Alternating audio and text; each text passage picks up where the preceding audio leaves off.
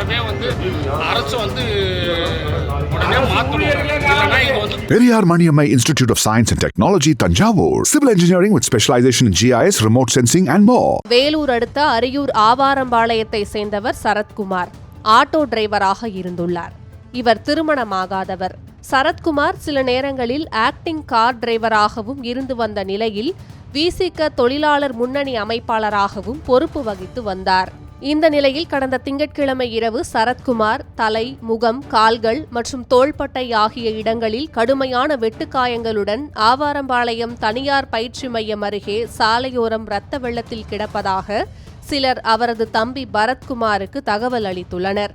இதையடுத்து அவரும் உறவினர்களும் சரத்குமாரை மீட்டு வேலூர் அரசு மருத்துவமனையில் அனுமதித்துள்ளனர்.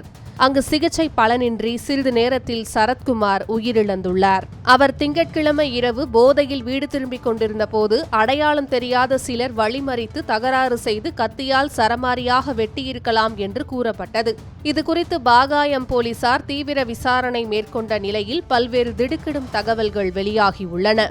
ஆட்டோ ஓட்டுநர் சரத்குமார் கடந்த 28ஆம் தேதி இரவு அதே பகுதியில் உள்ள டாஸ்மாக் கடைக்கு மது அருந்த சென்றுள்ளார். அப்போது டாஸ்மாக் கடைக்கு வந்த டேவிட் ராஜா என்பவரிடம் ஒரு குவார்ட்டர் மது பாட்டில் வாங்கித் தரக் கோரி சரத்குமார் வாக்குவாதம் செய்ததால் தகராறு ஏற்பட்டுள்ளது.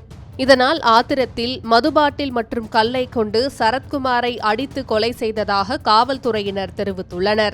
இந்த நிலையில் சரத்குமாரை கொலை செய்த டேவிட் ராஜா மற்றும் ஆவாரம்பாளையம் பகுதியைச் சேர்ந்த சிவா ஆகிய இருவர் மீதும் வழக்கு பதிவு செய்த போலீசார் வேலூர் நீதிமன்றத்தில் ஆஜர்படுத்தி வேலூர் மத்திய சிறையில் அடைத்துள்ளனர்.